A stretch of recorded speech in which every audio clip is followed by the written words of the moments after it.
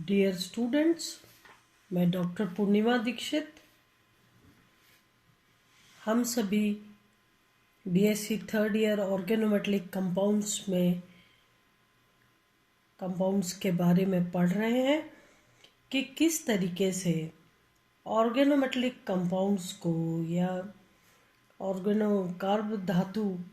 Carbon और धातु बंध वाली कार्ब धात्विक यौगिकों में बंध की प्रकृति क्या होती है, आज हम ये पढ़ने जा रहे हैं। और बंध की प्रकृति के आधार पर ही हम इन्हें विभिन्न वर्गों में वर्गीकृत करते हैं। तो धातु कार्बन बंध की प्रकृति।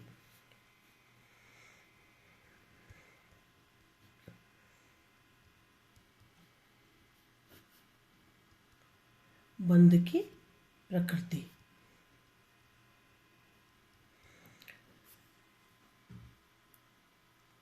मेटल कार्बन, धातु कार्बन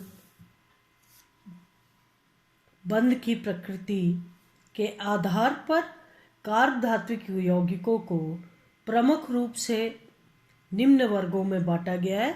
सबसे पहले आयनिक कार्ब धात्विक यौगिक। नंबर 2 सहसंयोजक।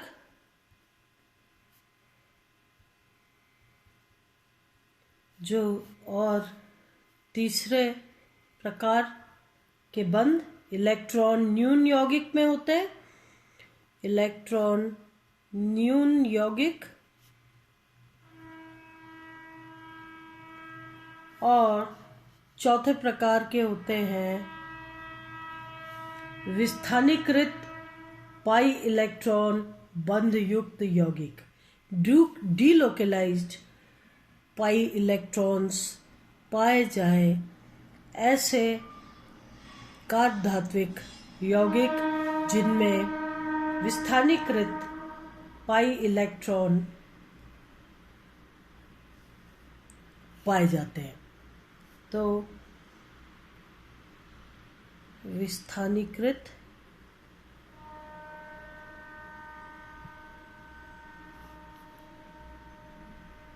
पाई इलेक्ट्रॉन बंध युक्त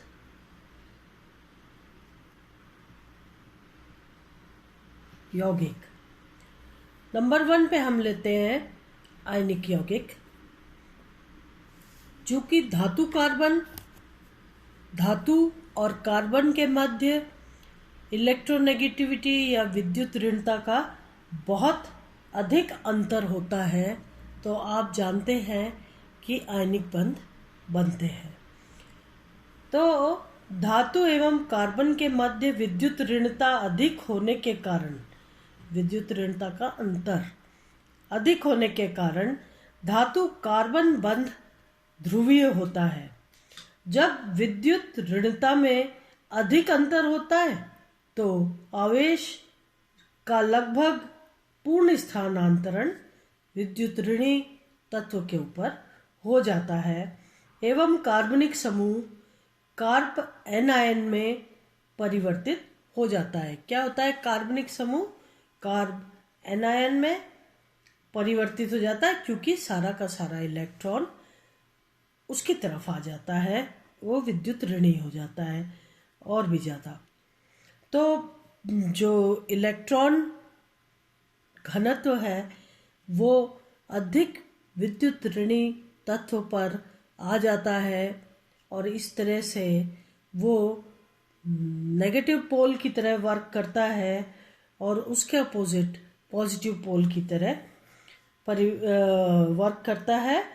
जब विद्युत ऋणता में अधिक अंतर होता है तो आवेश का लगभग पूर्ण स्थानांतरण हो जाता है एवं कार्बनिक समूह कार्ब एनायन में परिवर्तित हो जाता है और कार्ब ऋणायनों का ऋण आवेश sp3, sp2 या sp संकरित कक्षक में पाया जाता है। इनकी क्रियाशीलता का क्रम sp3 is greater than sp2 is greater than Sp होता है। क्षार धातुएं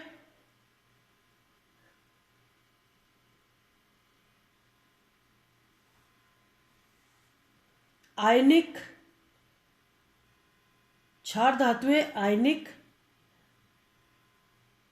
में कार्ब धात्विक यौगिक,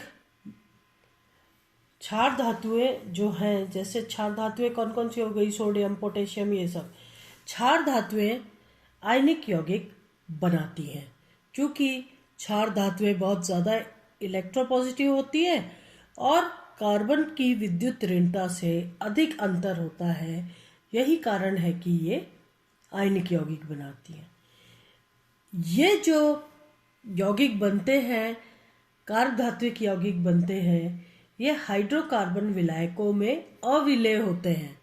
क्योंकि इनमें ध्रुवणता होती है, ये कहो ये खुद आयनिक प्रकृति के होते हैं और सम को घोलता है, यानी विलायकों को जहाँ आपने पढ़ा है वहाँ अगर आयनिक यौगिक है तो आयनिक विलायकों में विलय होगा, और अगर आयनिक यौगिक नहीं है तो वो नॉन पोलर हाइड्रोकार्बन विलायकों में विलय होगा। तो इस प्रकार से ये आयनिक प्रकृति के जो कार्ब धात्विक यौगिक होते हैं ये हाइड्रोकार्बन विलायकों में अविलेय होते हैं, जबकि जल जैसे ध्रुवीय विलायकों में विलय होते हैं।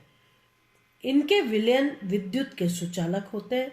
चूंकि आवेशित होते हैं इसलिए सुचालक होते हैं, और विद्युत अपघटन करने पर कार्बनिक समूह एनोड पर एवं धातु कैथोड पर मुक्त होती है। यह आप पहले भी पढ़ चुके हैं कि जो एनोड पर ऋणायन पहुंच जाते हैं और कैथोड पर धनायन पहुंच जाते हैं, और इस तरीके से धातु मुक्त होती है। ये आयनिक यौगिकों के समान अभय अपघटन, डबल डिकम्पोजिशन अभिक्रिया दर्शाते हैं। अगर हम किसी अभिक्रिया को देखें तो उसमें जैसे C2H5Na का उदाहरण लें। मैंने अभी आपको बताया कि धातु कैथोड पर और जो दूसरा उसका पार्ट है कार्बनिक समूह जो है वो एनोड पर रिलीज होता है। तो जब भी इसका जल अपघटन होता है तो C2H5 ये माइनस आयन जो है ये कहाँ पर जाएगा, एनोड पर, वो धनावेशित होता है तो ये जाएगा एनोड पर, जबकि सोडियम धातु आयन जो है प्लस आयन ये जाती है कैथोड पर।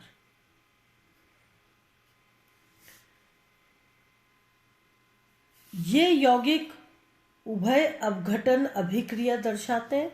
मतलब उभय अपघटन आप जानते हैं कि कोई भी दो यौगिक अपने अलग अलग अवयवों में टूट जाते हैं और फिर वापस आपस में जुड़ जाते हैं। जैसे C2H5Na है ना, इथाइल, ये क्या हो गया,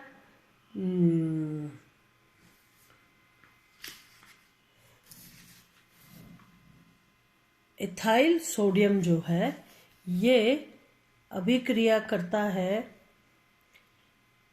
इथाइल ब्रोमाइड से,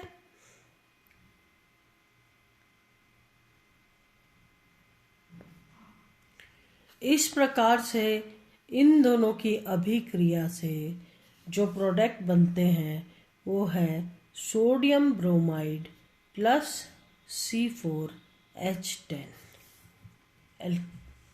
क्या हो गया, ब्यूटेन हो गया, ये बनते हैं।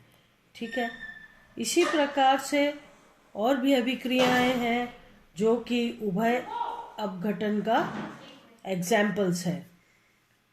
ये यौगिक प्रतिस्थापन अभिक्रिया दर्शाते हैं। कौन से यौगिक, ये जो कार्ब धात्विक यौगिक हैं, कौन से, जो आयनिक प्रकृति के हैं, वो प्रतिस्थापन अभिक्रियाएं दर्शाते हैं। उदाहरण के तौर पर C2H5Na plus C6H5Na plus C2H6 ethane बनता है, और इधर सोडियम जो है वो जाकर के फेनिल समूह से जुड़ जाता है। अगर हम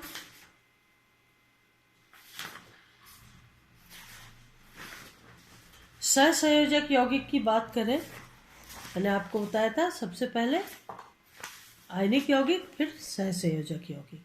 सहसंयोजक यौगिक नाम से ही ये लगता है कि दोनों ही कार्बन का और धातु परमाणु के एक एक इलेक्ट्रॉन के योग से सहसंयोजक बंध रहता है, जिस पर दोनों ही एटम्स का बराबर सा फोर्स रहता है, और इस तरीके से सहसंयोजक बंध बनते हैं। तो अधातुएं तथा कम धन विद्युतीय धातुएं कार्बन के साथ सहसंयोजक कार्बधात्विक यौगिक बनाती हैं। उदाहरण के तौर पर अगर जिंक है धातु और इथाइल समूह जो है, तो डाइइथाइल जिंक जो है वो, उसमें कार्बन और जिंक के बीच में अधिक विद्युत ऋणता का अंतर नहीं है, इसीलिए सहसंयोजक बन रहे हैं। इसी प्रकार से ट्राइमिथाइल बोरॉन का जो कॉम्प्लेक्स है वो भी सहसंयोजक बंध या यौगिक बना रहा है। ये यौगिक मोनोमर्स होते हैं, एकल होते हैं, और दोनों में ही एक एक इलेक्ट्रॉन का योगदान होता है। अगर जिंक के केस में देखा जाए तो जिंक जो है वो दोनों ही तरफ एक एक C2H5 मूलकों से जुड़ा होता है, और इस तरीके से एक एक सहसंयोजक बंध बनाता है। इस सहसंयोजक बंध में दो ही इलेक्ट्रॉन होते हैं, दो ही सेंटर होते हैं।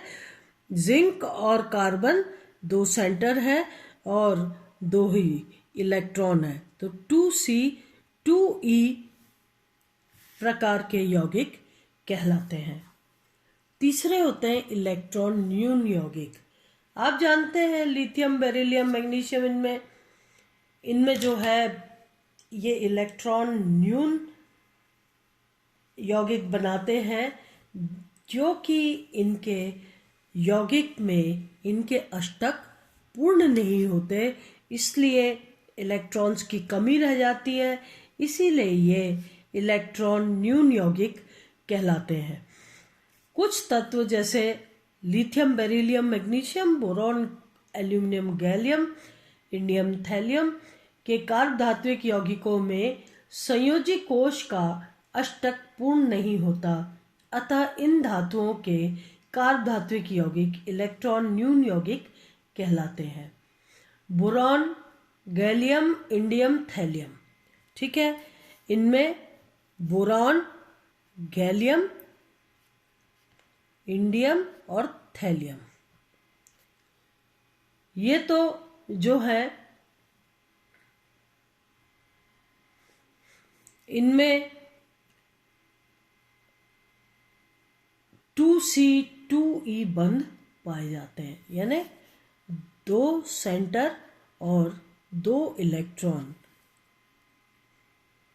दो सेंटर में दो इलेक्ट्रॉन की शेयरिंग हो रही है, तो इनके जो बंध बन रहे हैं वो 2C2E बंध पाए जाते हैं। लेकिन जो लिथियम है, बेरिलियम है, मैग्नीशियम है,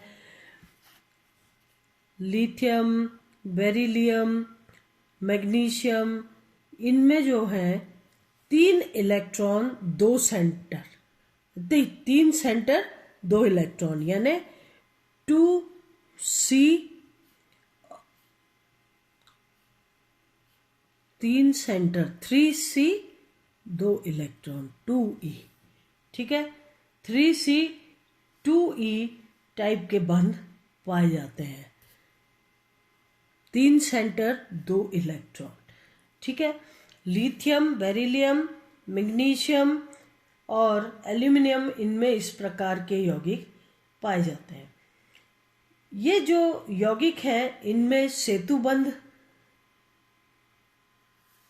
लगे होते हैं, जबकि जो पहले आपने देखा था कि 2C2E प्रकार के जो कार्बधात्विक यौगिक बनते हैं उनमें 3C2E टाइप के बंध नहीं पाए जाते। तो कुछ यौगिकों में सेतु बंध पाए जाते हैं। जो 3C2E टाइप के कंपाउंड्स हैं इनमें सेतु बंध पाए जाते हैं जो द्विलक या बहुलक बनाते हैं। और सेतु बंध के आधार पर ये यौगिक दो प्रकार के होते हैं, एक तो 3 सेंटर्ड 2 इलेक्ट्रॉन और दूसरा है बहुकेंद्र 2 इलेक्ट्रॉन बंध युक्त यौगिक। पहला तो ये हो गया 3C2E टाइप के, ये पहला टाइप हो गया जो सेतु बंध बनाते हैं। ठीक है, इस टाइप के यौगिक जिनमें 3C2E इलेक्ट्रॉन पाए जाते हैं, यानी सेतु बंध पाए जा रहे हैं। और जो दूसरे होते हैं उनमें 2 इलेक्ट्रॉन बहुत सारे केंद्रों के साथ में साझा करते हैं, इसलिए इन्हें हम बहुकेंद्र 2 इलेक्ट्रॉन बंध युक्त यौगिक, ये हो गए दूसरा बहुकेंद्र कई केंद्र। 2 इलेक्ट्रॉन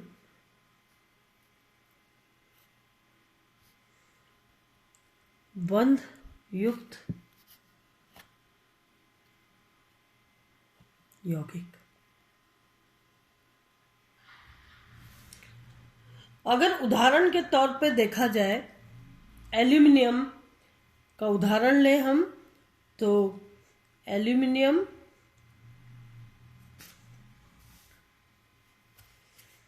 और जुड़ा CH3, यहाँ जुड़ा एल्यूमिनियम,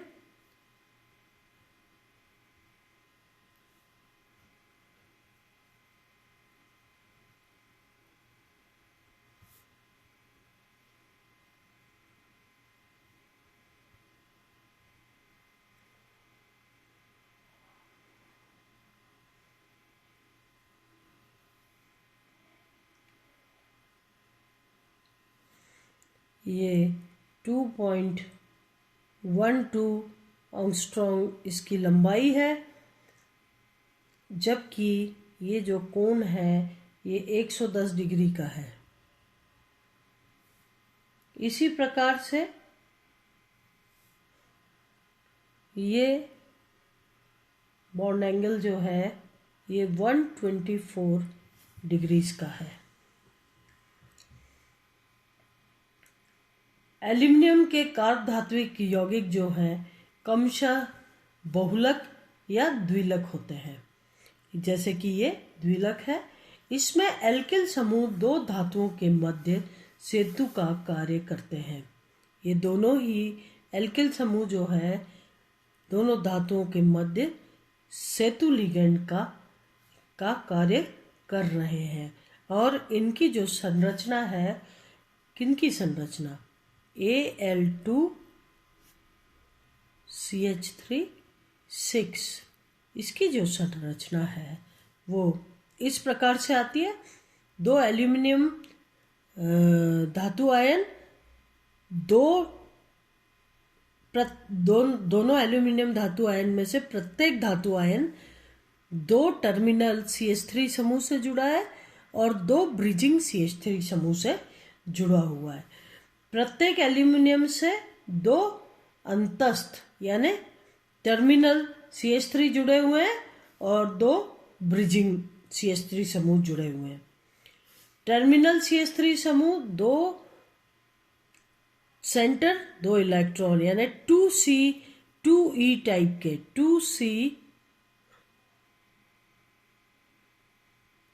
2E टाइप के बंध हैं, जबकि ब्रिजिंग जो है ये ब्रिजिंग जो CH3 समूह है वो 3 सेंटर्ड 2 इलेक्ट्रॉन बंध द्वारा यहाँ पर दोनों ही एल्यूमिनियम से जुड़े हुए हैं। इसी प्रकार से अगर बेरिलियम का केस देखें तो बेरिलियम के केस में बेरिलियम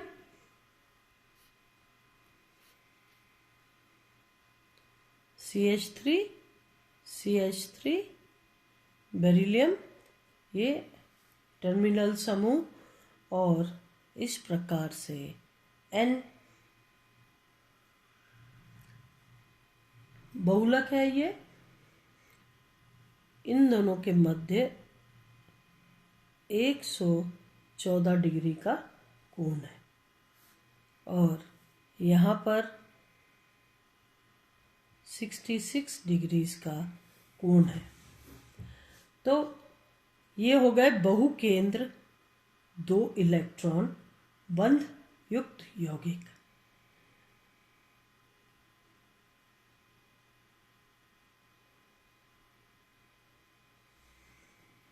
नहीं, यहाँ पर एक CH3, ये बेरिलियम, यानी ये कौन से बॉन्ड हो गए 3C2E टाइप के बंध। जो ब्रिजिंग लिगेंड है वो 3C2E टाइप के बंध है।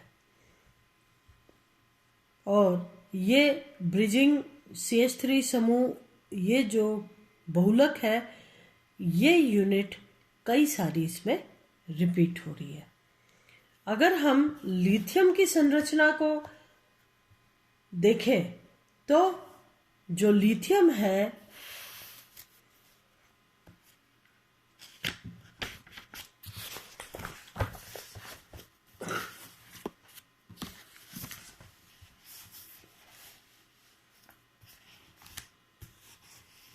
अगर लिथियम में हम बहुकेंद्र 2 इलेक्ट्रॉन बंध युक्त यौगिक लिथियम 4 CH3 4 इस यौगिक को देखें तो यहाँ पर आपने प्रिज्म पढ़ा है। अगर प्रिज्म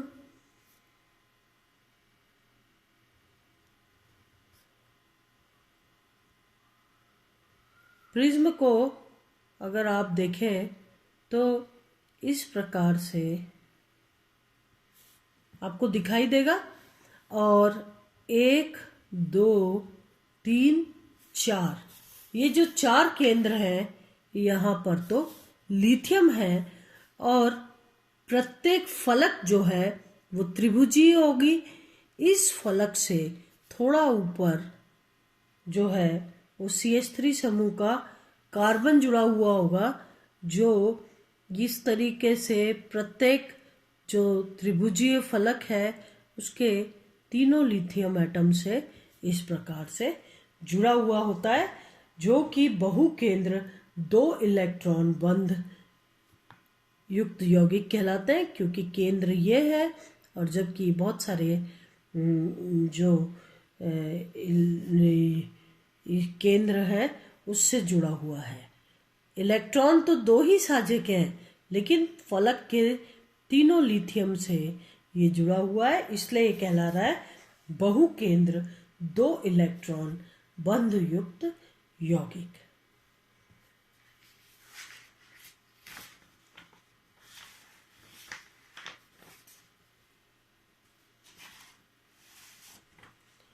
अब इसके बाद अगर देखें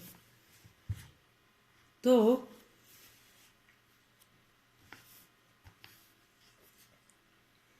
चौथे नंबर पर आता है विस्थानीकृत इलेक्ट्रॉन बंध युक्त यौगिक। विस्थानीकृत, डिलोकेलाइज्ड। विस्थानीकृत इलेक्ट्रॉन बंध युक्त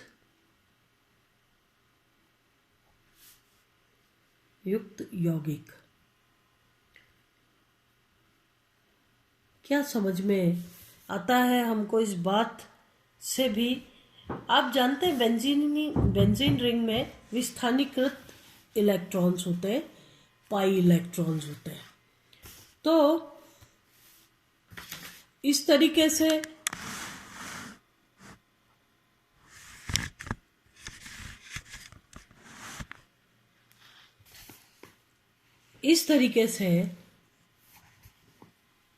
क्या होता है कि मैग्नीज को छोड़कर वर्ग 4 से 10 तक के संक्रमण तत्व इस प्रकार के कार्बधात्विक यौगिक बनाते हैं।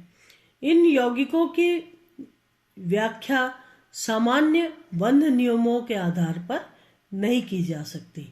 इन यौगिकों में असंतृप्त कार्बनिक समूह का पाई इलेक्ट्रॉन अभ्र और धातु के खाली कक्षक आपस में अतिव्यापन करते हैं। जो कार्बनिक यौगिक होते हैं, ये यौगिक में असंतृप्त कार्बनिक समूह का पाई इलेक्ट्रॉन अभ्र होता है और ये जो पाई इलेक्ट्रॉन अभ्र है, ये धातु के खाली कक्षक आपस में अतिव्यापन करते हैं और एक बंध बनाते हैं, जबकि धातु के जो भरे हुए डी कक्षक हैं वो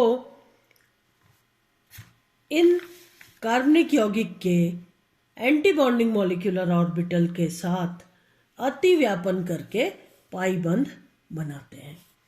तो इस प्रकार से बंध में द्विबंध गुण आ जाते हैं जब लिगेंड या कार्बनिक समूह के भरे हुए कक्षक धातु के खाली कक्षकों के साथ अतिव्यापन करते हैं तो सिग्मा बंध बनता है, जबकि धातु के जो भरे हुए डी कक्षक हैं वो कार्बनिक समूह के एंटी बॉन्डिंग मॉलिक्यूलर ऑर्बिटल्स के साथ अतिव्यापन करके पाई बंध बनाते हैं। और यहाँ पर धातु के जो खाली कक्षक आपस में अतिव्यापन करते हैं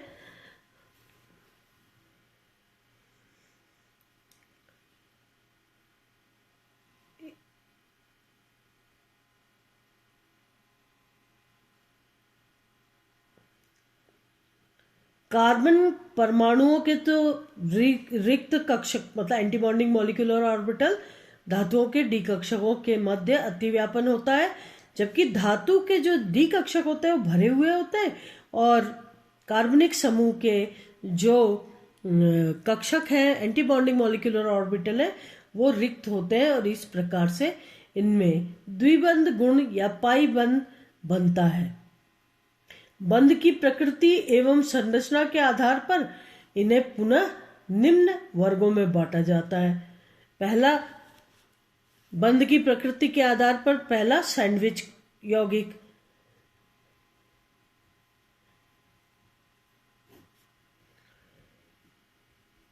और दूसरा जो है ओलिफिन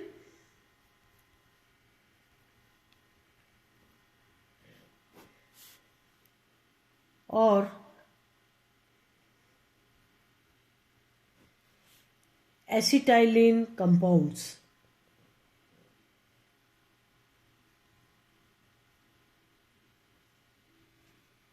एसिटिलिन यौगिक, ठीक है। अब आपने ये सैंडविच कंपाउंड्स जैसे पढ़ रखे हैं। ये जो सैंडविच कंपाउंड है जो पहले नंबर का है, इस प्रकार के यौगिक में दो विस्थानीकृत पाई इलेक्ट्रॉन युक्त एरोमेटिक वलयों के मध्य एक धातु परमाणु जुड़ा होता है। आप लोगों ने साइक्लोपेंटाडाइन ये पढ़ा है, इसके अलावा पहले भी पढ़े आपने। इस तरीके से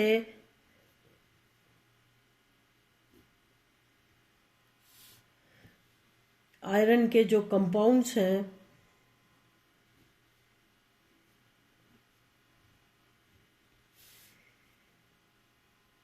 डीलोकेलाइज्ड, इनमें इलेक्ट्रॉन्स होते हैं और इनके मध्य आयरन Fe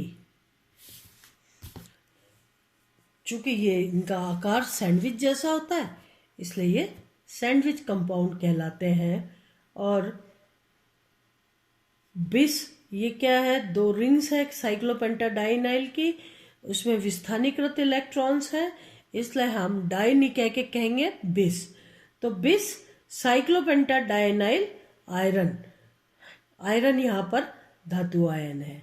या फिर दूसरा अगर देखें तो इस तरीके से 2 फेनिल रिंग,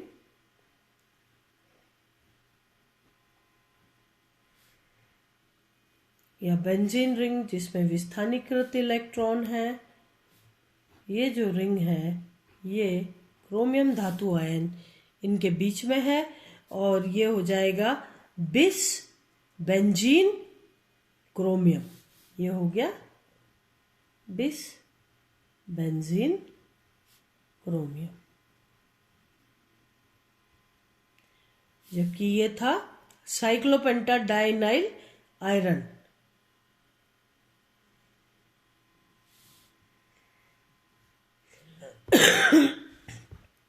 दूसरे टाइप के ओलिफिन और एसिटिलीन यौगिक, इस टाइप के यौगिक जो है इनमें द्विबंध एवं त्रिबंध के पाई इलेक्ट्रॉन धातु के रिक्त ग्राही डी कक्षकों के साथ अतिव्यापन करते हैं।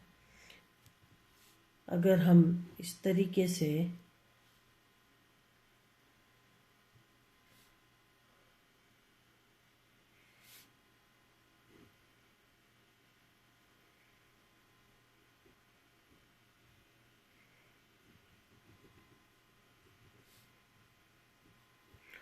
और इसमें ये पाई इलेक्ट्रॉन्स है, इथिलीन के केस में देखा जाए तो अगर ये धातु आयन के रिक्त कक्षकों के साथ इस प्रकार से सिग्मा बंध बनाते हैं और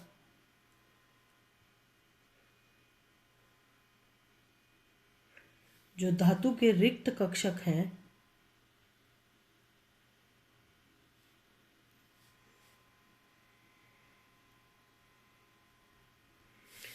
वो लिगेंड के ये जो भरे हुए कक्षक हैं इनके साथ अतिव्यापन करके पाई बंध बनाते हैं।